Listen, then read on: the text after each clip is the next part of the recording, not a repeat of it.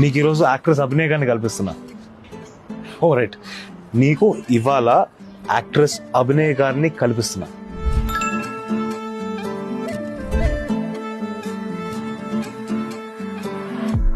నమస్తే అండి.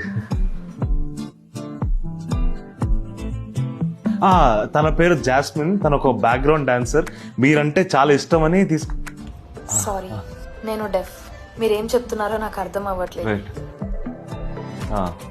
నా పేరు జాస్మిన్, నేను గ్రూప్ డాన్సర్ని. మీరంటే నాకు చాలా ఇష్టం.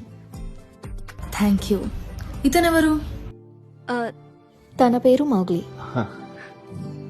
చాలా మంచివాడు. ఓ మంచివాడని సర్టిఫికేట్ ఇచ్చేసావా? ఫోన్లే, నా గురించి మంచిగానే చెప్పారు. నాకు